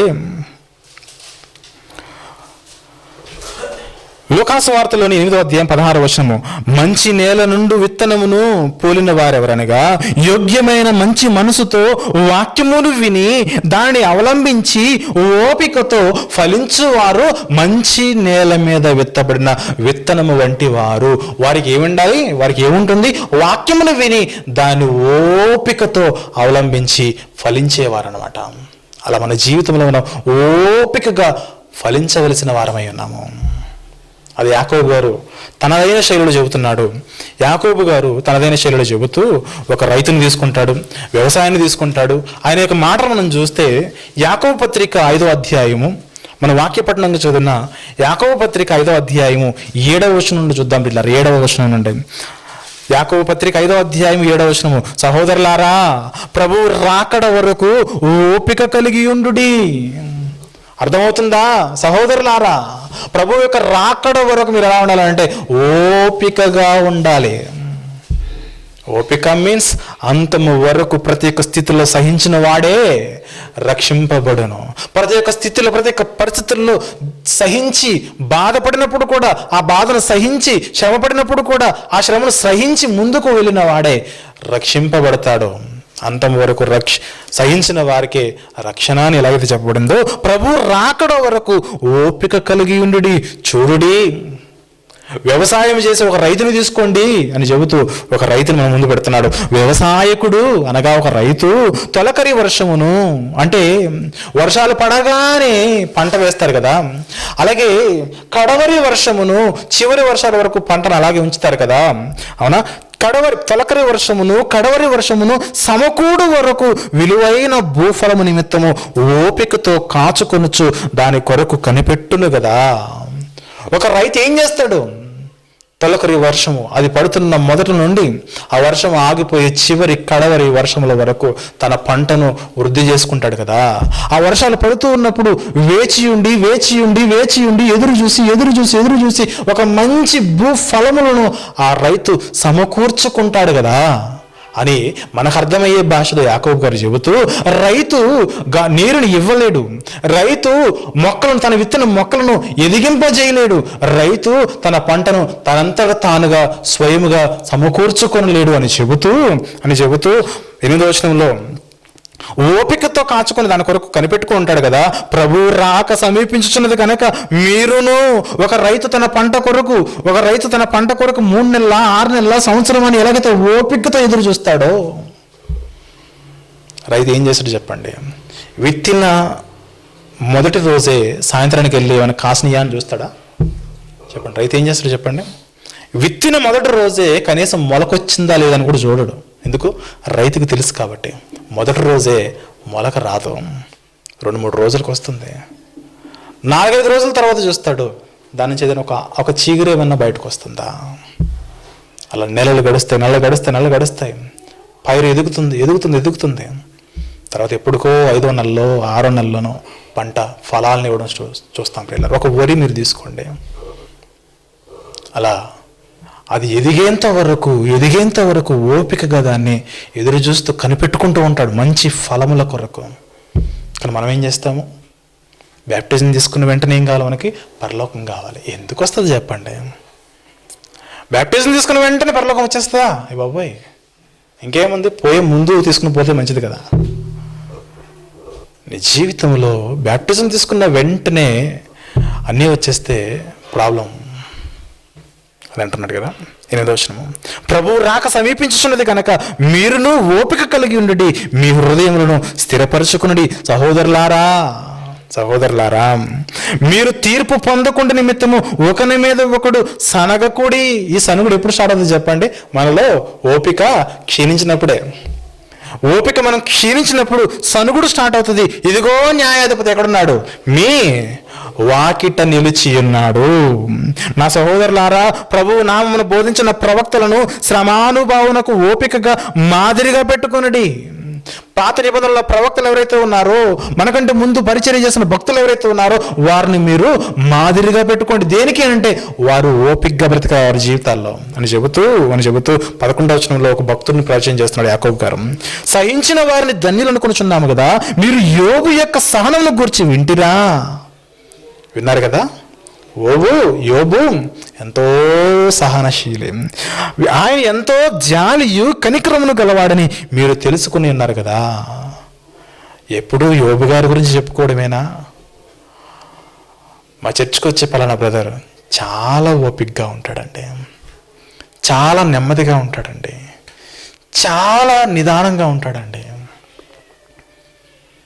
జలప్రలయ కాలంలో నోహు ఎలాగైతే నెమ్మదిగా ఉన్నాడో మా చర్చికి వచ్చే వాళ్ళందరూ కూడా అలానే ఉన్నారని ఎవరైనా సర్టిఫికేట్ ఇవ్వగలరా? ఎందుకంటే ఓపిక లేని మనుషులమే మనం. మనిషి 3 గంటల సినిమాని కళ్ళారిపోకుండా కదలకుండా చూస్తాడు, కానీ గంటసేపు దేవుని వాక్యాన్ని ఓపికగా వినలేడు. 3 గంటల సినిమా బాగా వింటున్నావు కదా అంటే దానిలో అన్నీ ఉంటాయండి. మాల్ ఉంటుంది, మసాలా ఉంటుంది, ఫైనల్గా మాల్ మసాలా ఉంటుంది. సో అన్నీ బాగా చూస్తాడు, ఎంజాయ్ చేస్తాడు. కానీ వాక్యం ఏం చెప్తుంది? మీరు పాపులు అని చెబుతుంది. వాక్యం మనము దోషులము దుర్మార్గులు అని చెబుతుంది. కాబట్టి ఓపికగా వినడానికి మనకు కొంచెము కష్టంగా ఉంటుంది. ఆ కష్టాన్ని పక్కన పెట్టాలి, వాక్యం వినడానికి కూడా ఓపిక తెచ్చుకుని వాక్యం వినాలి, ఓపిక తెచ్చుకుని బైబిల్ చదవాలి, ఓపిక తెచ్చుకుని ప్రార్థన చేయాలి, ఓపిక తెచ్చుకుని ప్రతి దానిని సహించుకుని మన జీవితంలో యోబు గారి వలె మనం మన జీవితాన్ని కొనసాగించవలసిన వారమై ఉన్నాం. ఎప్పుడు యోబు గురించి చదువుకోవడమేనా?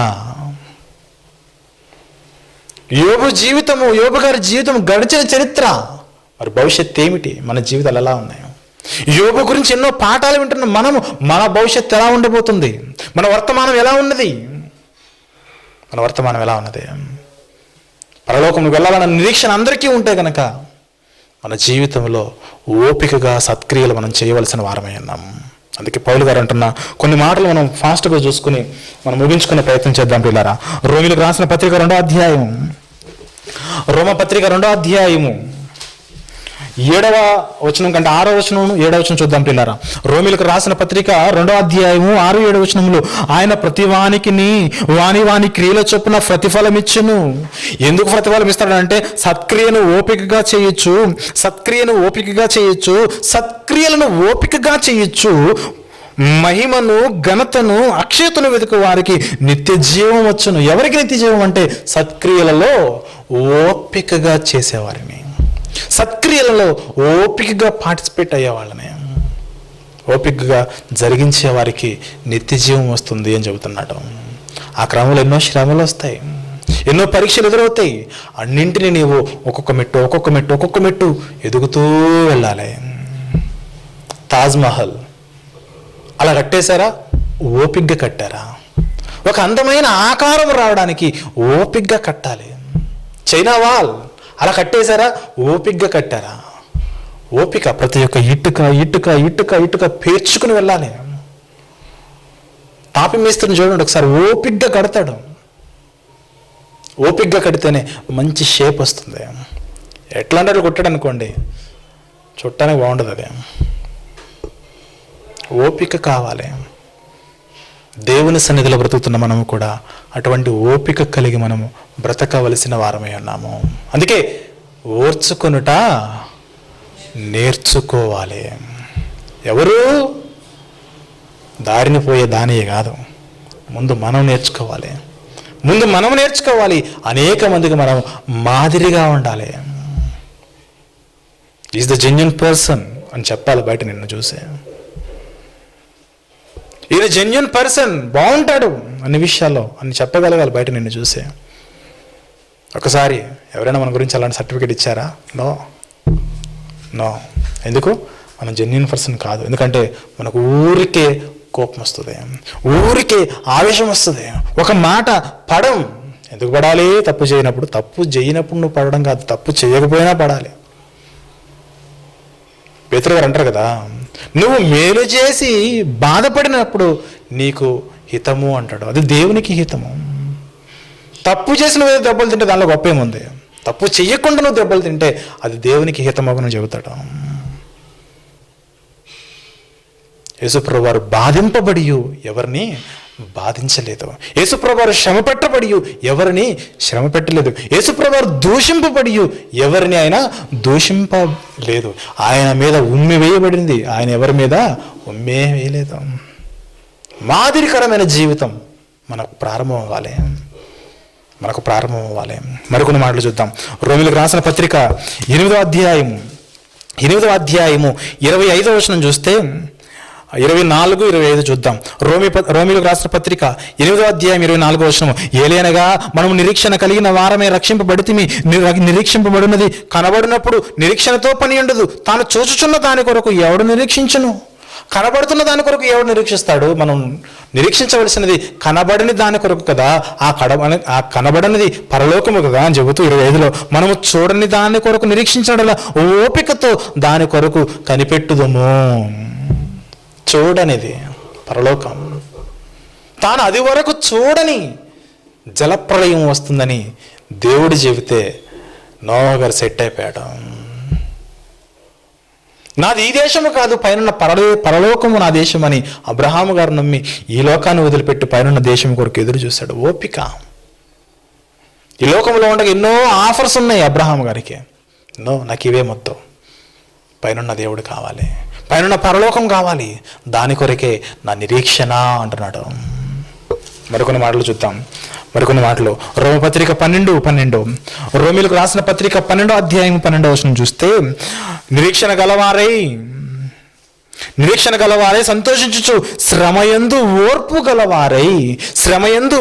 గలవారై ప్రార్థనయందు పట్టుదల కలిగి ఉండుడి. ఇప్పుడు శ్రమయందు ఓర్పు గలవారే ఉండమని బైబిల్ చెబుతున్నప్పుడు మనకు శ్రమలు వస్తాయనా రావనా? వస్తాయి. శ్రమలు వస్తాయి కాబట్టే ఓర్పు కలిగి ఉండడం చెబుతుంది. మరి నువ్వేంటి శ్రమలు రాగానే దేవుడి నుంచి పారిపోతున్నావు? శ్రమలు రాగానే దేవుడి నుంచి పారిపోతున్నావు ఎందుకు?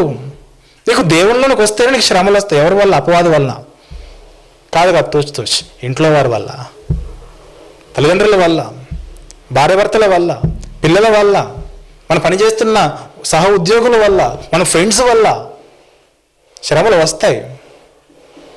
ఆ శ్రమలు చూసి నువ్వు దేవుళ్ళ నుంచి పారిపోతే నీకు ఉపయోగం ఉండదు. శ్రమ యందు ఓర్పు గలవారై ప్రార్థన యందు పట్టుదల కలిగి ఉండుటే. మరికొన్ని మాటలు చూద్దాం, మరికొన్ని మాటలు చూద్దాం పిల్లరా. కొరింథీయులకు రాసిన రెండవ పత్రిక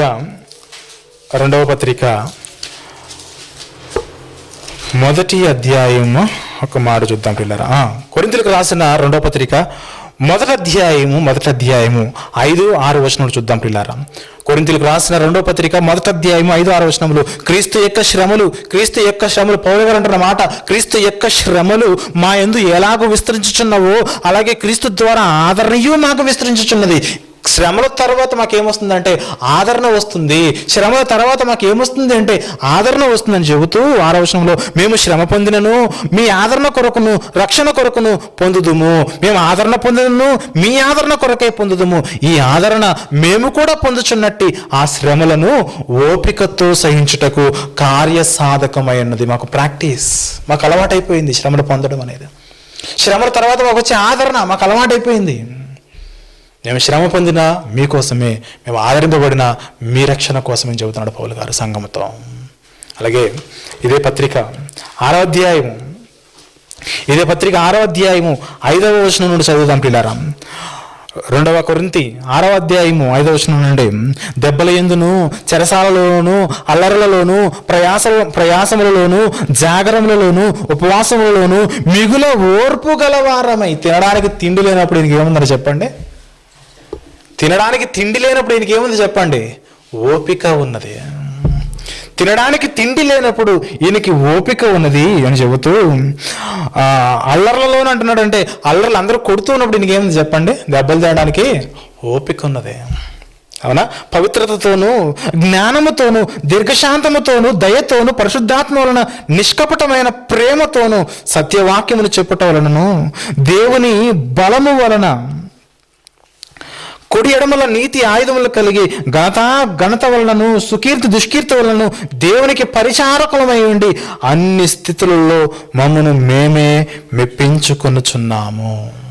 పౌలు గారు చెబుతున్న మాటలు అవే. ఎన్నను చూద్దాం. పౌలు గారి యొక్క స్థాపించిన పౌలు గారు స్థాపించిన అన్ని సంఘాలలో ఓపికకు మాదిరికరమైన సంఘాలనగానే తెస్సలోనిక సంఘాలు. ప్రతి సంఘానికి ఇంట్రడక్షన్ రాస్తాడు కదా, ఇంట్రో రాస్తాడు. ఆ ఇంట్రడక్షన్లో తెస్సలోనిక 2 సంఘాలు కనుక మనం చూస్తే, తెస్సలోనిక సంఘాలు ఎంతగా ఓపికకు మాదిరికరంగా ఉన్నాయో మనం గమనించాలి ప్రియులారా. తెస్సలోనికలకు రాసిన మొదటి పత్రిక మొదటి అధ్యాయము 2-3 వచనాలు చూద్దాం ప్రియులారా. తెస్సలోనికలకు రాసిన మొదటి పత్రిక మొదటి అధ్యాయము 2-3 వచనంలో, విశ్వాసముతో కూడిన మీ పనిని, ప్రేమతో కూడిన మీ ప్రయాసమును, మన ప్రభువైన యేసుక్రీస్తు నందలి నిరీక్షణతో కూడిన మీ ఓర్పును. ఎవరావారు? మీ ఓర్పును అనగానే ఎవరి ఓర్పును? తెస్సలోనిక సంఘములో ఉన్న వార్పును గురించి మేము మన తండ్రి అయిన దేవుని ఎదుట మానక జ్ఞాపకము చేసుకొనుచు మా ప్రార్థనల యందు మీ విషయమే విజ్ఞాపన చేయొచ్చు మీ అందరి నిమిత్తం ఎల్లప్పుడూ దేవునికి స్తుతులు చెల్లించున్నాము. తెస్సలోనిక సంఘమా, నీకున్న ఓపిక ఎంతది కదా, ఎంత గొప్పది కదా. నీకున్న ఓపికను మేము మాట్లాడుకుంటున్నాం. వేరు ప్రాంతంలో ఉన్న పౌలు మిగిలిన భక్తులు మాట్లాడుకుంటారు, బా ఏమి సంఘం అండి, ఎంత ఓపికగా ఉంటారండి, ఏమి సంఘం అండి, ఎంత ఓపికగా వింటారండి, ఎంతసేపు చెప్పిన వాక్యం వింటారు, ఎంత ఓపికగా ఉంటారండి వాళ్ళు. అసలు సంఘం అంటే తెస్సలోనికలో ఉన్న సంఘమే అండి. పౌలు గారి మాటలు ఇవే. మళ్ళీ 2వ పత్రిక రాస్తాడు. అదే 2వ పత్రిక మొదటి అధ్యాయం 3-4 వచనాలు చూద్దాం ప్రియులారా. సహోదరులారా, మేము ఎల్లప్పుడూ మిమ్మల్ని గూర్చి దేవునికి కృతజ్ఞతాస్తుతులు చెల్లించుటకు బద్దులమై ఉన్నాం. ఆల్రెడీ మొదటి పత్రికలో చెప్పాడు, మేము దేవునికి మీ విషయంలో ఎప్పుడు కూడా స్తుతులు చెల్లించుతూనే ఉన్నామని చెబుతూ దాన్ని కంటిన్యూ చేస్తూ, ఇది యుక్తమే ఎలైనగా మీ విశ్వాసము బహుగా అభివృద్ధి చెందుతున్నది. తెస్సలోనికలో ఉన్న సంఘం వారి యొక్క విశ్వాసము బహుగా అభివృద్ధి చెందుతున్నది అని చెబుతూ, అభివృద్ధి పొందుచున్నది. మీ అందరిలో ప్రతి వాడును ఎదుటి వాని ఎడల చూపు ప్రేమ విస్తరించుచున్నది. అందువలన మీ హింసలన్నిటిలోనూ, మీరు సహించుచున్న శ్రమలలోనూ మీ ఓర్పును విశ్వాసమును చూచి, మీ శ్రమలను చూసి, మీ శ్రమలో మీరు సహిస్తున్న తీరును చూసి, మీ ఓర్పును చూసి, మీ విశ్వాసమును చూచి మేము దేవుని సంఘములలో మీ యందు అతిశయపడుచున్నాము. మిమ్మల్ని గురించి మేము చాలా హ్యాపీగా ఉన్నాం. మీ ఓపిక ఏంటి, మీ విశ్వాసం ఏంటి, మీరు శ్రమలలో ఉన్న తీరు ఏంటి, మీరు బ్రతుకుతున్న విధానం ఏమిటి? మేము చాలా హ్యాపీ. సంఘాన్ని స్థాపించినందుకే హ్యాపీ, సంఘాన్ని నిలబెట్టినందుకే హ్యాపీ. మేము లేనప్పుడు మీరు ఇంతగా బ్రతుకుతున్నారని అంటే మాకు ఎంత హ్యాపీ. అందుని బట్టి మేము ఈ విషయంలో దేవునికి మేము థ్యాంక్స్ చెప్తున్నాం. మీరు మాదిరి మిగిలిన సంఘాల వారికి, మీరు మాదిరి మిగిలిన సంఘాల వారికి. తీతుకు పత్రిక అయిపోలేదా? అయిపోలే. తీతుకు పత్రిక 2వ అధ్యాయము 1వ వచనం నుండి. తీతుకు రాసిన పత్రిక, పౌలు గారి మాటలు ఇవన్నీ కూడా ఓపిక గురించి పౌలు గారు ఎంత మాట్లాడుతున్నారంటే, పౌలు గారు ఎంత ఓపిక కలిగిన వ్యక్తో చూడండి. పౌలు గారు ఇన్ని పత్రికల ఓపిక గురించి మెన్షన్ చేస్తున్నారంటే ఆయనంత ఓపిక చూడాలి మీరు కదా. 2వ అధ్యాయము తీతుకు రాసిన పత్రిక. నీవు తీతుకు, నా సహోదరుడా, నా కుమారుడా, నీవు హితబోధకు అనుకూలమైన సంగతులను బోధించాలి. ఎలాగనగా వృద్ధులు, మితానుభవము గలవారును, మాన్యులను, స్వస్థబుద్ధి గలవారును, విశ్వాస ప్రేమ సహనముల యందు లోపము లేని వారని ఉండవలననియు. నువ్వు బోధించవలసిన బోధ స్వస్థబుద్ధిగా ఉండాలి. విశ్వాస ప్రేమ సహనముల యందు లోపము లేకుండా మీరు ఉండాలి. లోపము లేకుండా దగ్గర ఆరోగ్యము గలవారునై ఉండాలి. అంటే ఓపిక లేకపోతే మనకి ఏం లేదు చెప్పండి, ఆరోగ్యం లేదు, అంతే కదా. ఓపిక లేకపోతే అనారోగ్య ప్రాబ్లమ్స్ చాలా వస్తాయి. తొందరగా ఆవేశపడిపోవడం, తొందరగా కోపం రావడం, తొందరగా ఫైటింగ్కి వెళ్ళిపోవాలి, కొట్టేసుకోవాలి, తిట్టేసుకోవాలి, పొడి చేసుకోవాలి, చంపేసుకోవాలి, చివరికి ప్రాణమే పోతుంది. నీకు ఓపిక లేకపోతే ఆత్మానుసారంగా నీ ఒక పేషెంట్వే. ఎందుకంటే నీవు పర్ఫెక్ట్గా ఫిట్నెస్ నీలో లేదు, నీకు ఫిట్నెస్ లేదు ఆత్మపరంగా. నువ్వు తెచ్చుకో, ఆర్టీఏకి వెళ్ళి నీ బండికి ఫిట్నెస్ సర్టిఫికేట్ తెచ్చుకోవాలి. ఇప్పుడు ఫిట్నెస్ సర్టిఫికేట్ ఎవరిస్తారు ఇక్కడ? దేవుడు. అది ఎలా వస్తుంది? శ్రమలు వస్తాయి నీకు. ఎవరు కలుగజేస్తారు? ఆయనే. పరీక్షలు పెడతారు, ఎవరు పెడతారు? ఆయనే. పరీక్షల్లో నువ్వు ఓపిగ్గా దాన్ని అటెంప్ట్ చేసి నువ్వు పాస్ అయితే దేవుడు నీ బాడీకి, నీ ఆత్మకు ఫిట్నెస్ సర్టిఫికేట్ ఇస్తాడు. ఆత్మ అది ఎక్కడి నుంచి వచ్చిందో ఆ తండ్రి దగ్గరకు మరలా సురక్షితంగా అది చేరిపోతుంది. మరొక సేవకుడు ఆయన తిమోతి గారికి పౌలు గారు చెబుతున్న కొన్ని ఇన్స్ట్రక్షన్స్ చూద్దాం పిల్లారా. భక్తులైన మనకు అది ఎంత అవసరమో తిమోతి గారికి మరి పౌలు గారు చెబుతూ ప్రతి పత్రికలో కూడా పౌలు గారు ఈ ఓపిక సహనం అనే దాన్ని ప్రస్తావన చేస్తూనే వచ్చారు. 6వ అధ్యాయము తిమోతి గారికి రాసిన మొదటి పత్రిక 6వ అధ్యాయము 11వ వచనము. దైవజనుడా, ఎవరు దైవజనుడు? దైవజనులు అంటే ఎవరు చెప్పండి? క్రైస్తవులే దైవజనులు, క్రైస్తవులే సేవకులే యాజకులే క్రైస్తవులు, ఆ క్రైస్తవులు దైవజనులు. దైవజనులారా, నీవైతే వీటిని విసర్జించి నీతిని, భక్తిని, విశ్వాసమును, ప్రేమను, ఓర్పును, సాత్వికమును సంపాదించుకొనుటకు ప్రయాసపడుము. ఓపిక కోసం నువ్వేం చేయాలి? ప్రయాసపడు, వాటిని సంపాదించుకో. 2వ పత్రికలో చెబుతున్నాడు. తిమోతి గారికి రాసిన 2వ పత్రిక 3వ అధ్యాయము, తిమోతి గారికి రాసిన 2వ పత్రిక 3వ అధ్యాయము 10వ వచనం చూద్దాం పిల్లారా.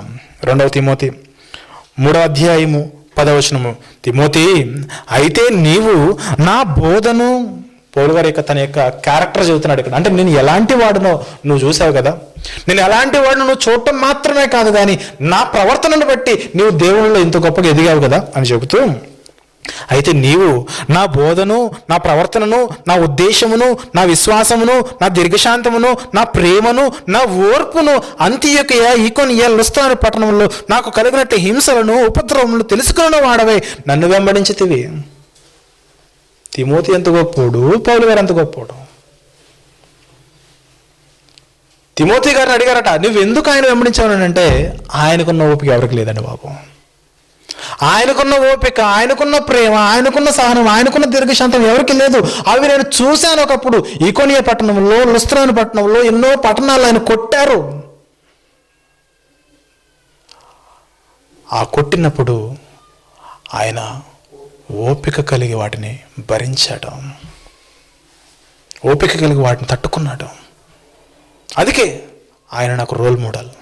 అందుకే నేను ఆయన వెంబడించానని అనేక మంది చెబుతున్నాడు. అనేక మంది చెప్పడం కాదు కానీ పౌలు గారు కూడా చెప్పినట్టున్నాడు. అందుకే పౌలు గారు మరలా 2వ పత్రికలో అంటున్నాడు, నేను కలిగి ఉన్న ప్రేమ, విశ్వాసము, ఉద్దేశము, ప్రవర్తన, దీర్ఘశాంతము, నా ఓర్పు అంతియొకయ, ఈకొనియ, లుస్త్ర పట్టణంలో నాకు కలిగినట్లు హింసలను, ఉపద్రవములు తెలుసుకున్న వాడవే నన్ను వెంబడించితివి. అట్టి హింసలను సహించుదుని గాని వాటన్నిటిలో నుండి ప్రభువు నన్ను తప్పించెను. అవన్నీ తెలుసుకుని ఆయన్ని ఫాలో అయ్యాడు. ఇప్పుడు చెప్పండి, పౌలు గారు పడిన శ్రమలు మనకున్నాయనుకోండి, అన్ని శ్రమలలో మనం ఉండగా మనల్ని ఎవరైనా ఫాలో అవుతారా? మనకు ఫాలోవర్స్ ఉంటారా? ఆయన బ్రతికే చక్కగా లేదు, ఏమంటారు చెప్పండి. పైగా ఆయన బ్రతికే చక్కగా లేదు, ఆయన మాకేదో ఏదో చెప్తాడంట అనేసి ఇలాంటి మాటలు మనం అంటాం. ఆయన బ్రతుకు చక్కగా లేదని లోకం అంటుంటే తిమోతి గారు అంటున్నారు, ఆయన బ్రతుకుల్లో ప్రవర్తన ఉన్నది, ఆయన బ్రతుకుల్లో విశ్వాసం ఉన్నది, ఆయన బ్రతుకుల్లో సాత్వికం ఉన్నది, దీర్ఘశాంతం ఉన్నది, ప్రేమ ఉన్నది, ఓర్పు ఉన్నది. అవన్నీ చూశాను. ఇక్కడ అంత్యొకయలో కొట్టారు, మాసిదోనియలో కొట్టారు, ఈకొనియలో కొట్టారు, లుస్త్రలో కొట్టారు. ఎక్కడ కొట్టలేదు చెప్పండి, వెళ్ళిన ప్రతి చోట తినడమే. ఏంటవి? దెబ్బలు. అన్ని దెబ్బలలో ఓర్పు కలిగి విశ్వాసాన్ని కొనసాగించాడు పౌలు గారు.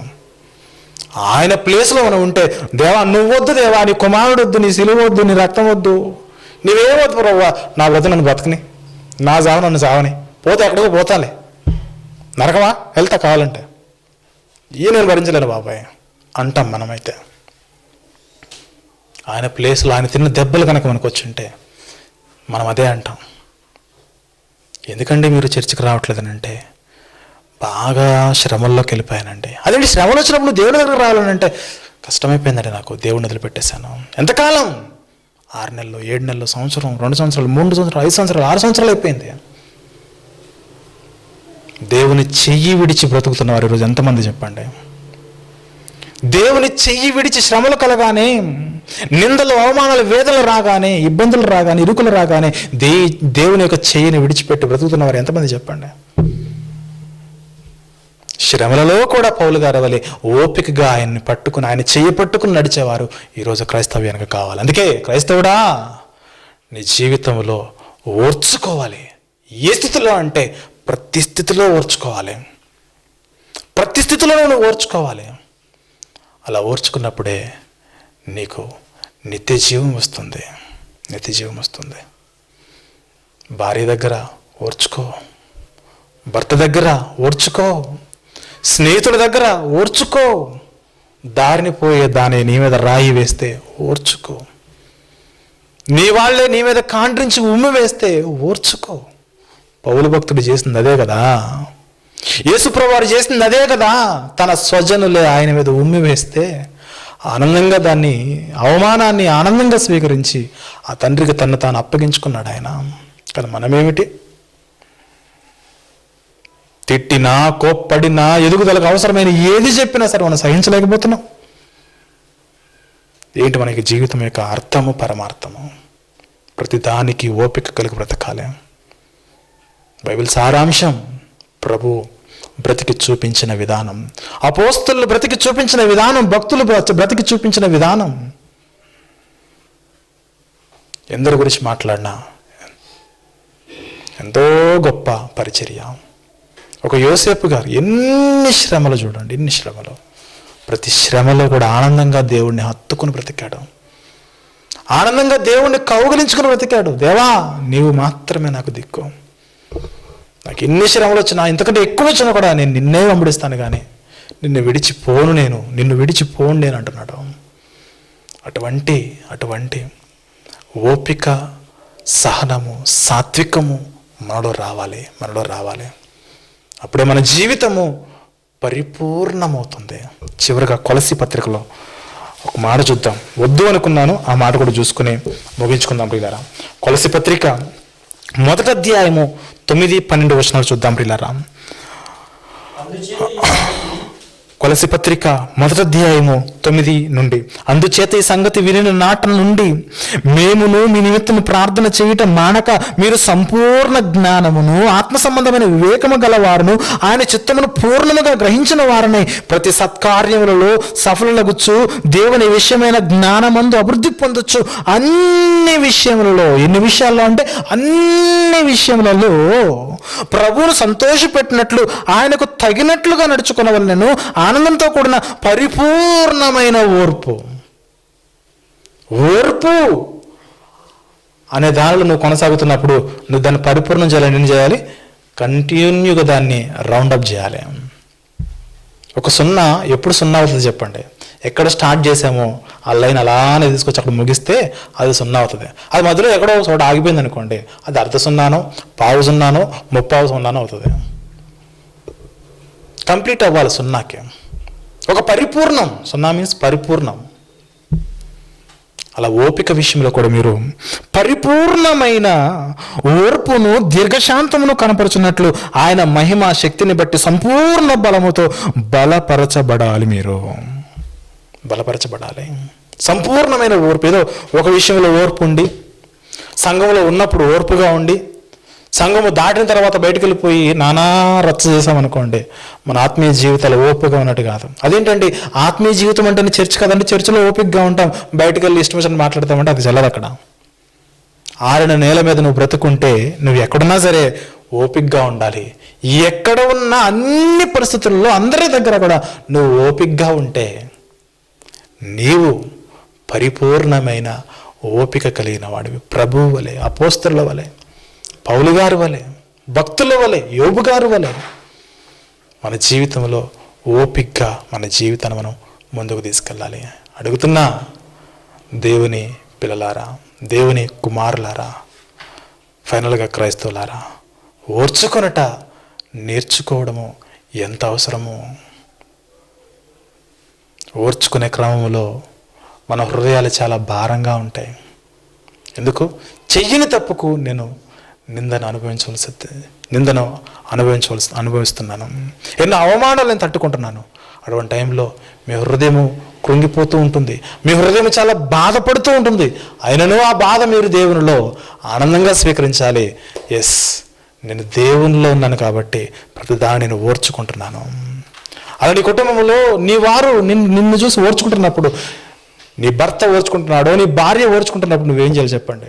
వారు ఓర్చుకుంటున్నారు కదా, నీ ఇష్టం వచ్చినట్టు వారి మీద భారములు మోపడం కాదు.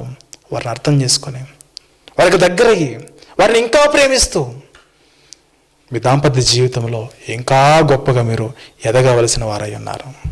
అప్పుడే మన జీవితం ఓర్పులో సంపూర్ణమవుతుంది. సంపూర్ణమైనప్పుడు నిరీక్షణ కలిగి మనము పరమునకు, నిత్య జీవమునకు మనం చేరగలుగుతాం. ప్రియులారా, క్రైస్తవుడా, ఓ మనిషి, ఓర్చుకొనుట నేర్చుకున్నావా? నేర్చుకో. Thank you very much. ప్రార్థన చేసుకుందాం.